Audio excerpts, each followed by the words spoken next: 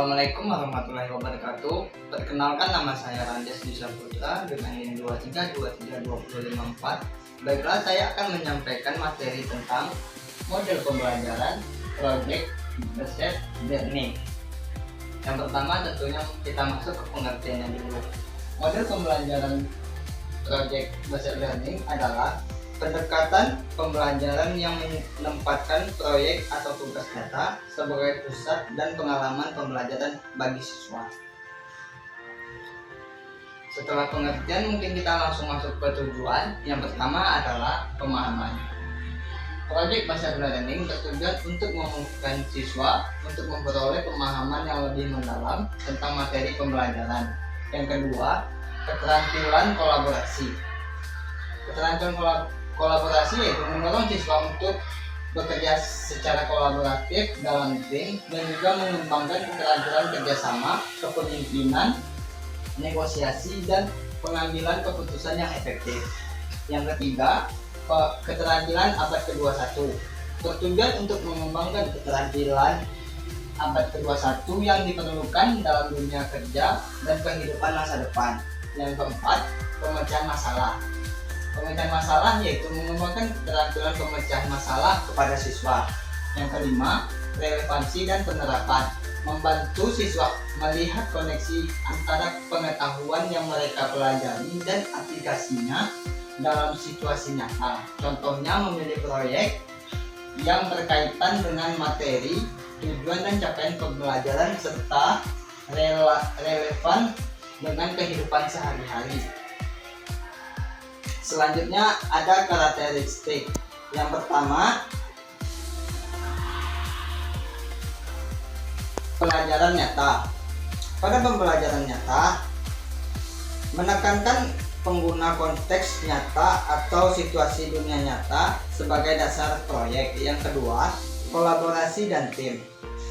Hal ini mendorong siswa untuk bekerja dalam tim atau kelompok. Kolaborasi ini mencerminkan lingkungan kerja yang nyata di dunia profesional. Yang ketiga, penerapan dan pembuatan produk. Menerapkan pengetahuan dan keterampilan dalam membuat produk atau solusi yang berkaitan dengan proyek. Yang keempat, tantangan atau pertanyaan sentral. Dimulai dengan menyajikan tantangan atau pertanyaan sentral kepada siswa yang fokus pada proyek dan mendorong siswa untuk mencari solusi. Yang kelima, penelitian dan investigasi. Peserta didik melakukan investigasi terhadap suatu topik, mengajukan pertanyaan, melakukan riset, dan menyusun solusi berdasarkan temuan dari mereka. Selanjutnya, yang terakhir adalah pembimbingan guru.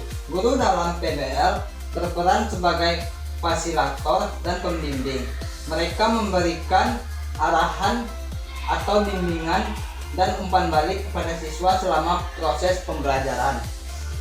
Selanjutnya kita masuk kelebihan dan kekurangan dari model pembelajaran project based learning.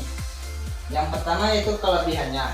Kelebihannya yang pertama, relevansi dan pengalaman nyata. Yang kedua, pengembangan keterampilan abad ke-21. Yang ketiga, peningkatan motivasi dan keterlibatan.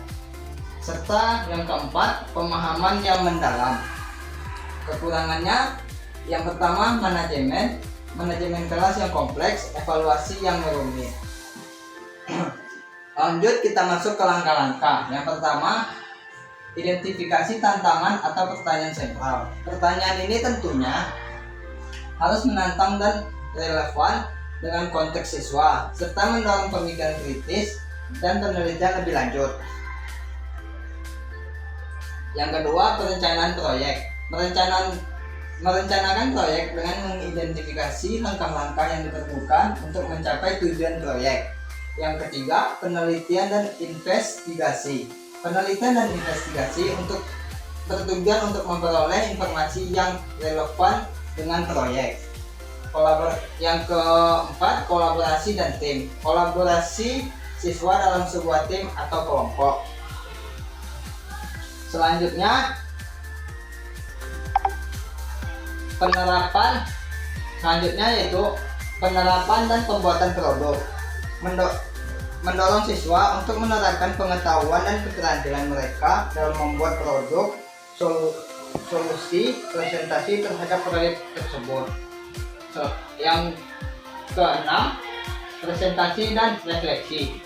Mempresentasikan hasil kerja mereka kepada rekan sekelas, guru, atau audiens lainnya. Yang ketujuh, evaluasi dan umpan balik. Evaluasi proyek siswa berdasarkan kriteria yang telah ditentukan sebelumnya dan memberikan umpan balik yang konstruktif dan informatif tentang kekuatan dan kelemahan proyek mereka. Selanjutnya yaitu yang ke-8, refleksi akhir. Kegiatan yang dilakukan oleh guru dan siswa untuk mengevaluasi kegiatan dan hasil proyek yang telah dijalankan. Mungkin hanya itu yang dapat saya sampaikan. Terlebih dan terkurang saya mohon maaf. Assalamualaikum warahmatullahi wabarakatuh.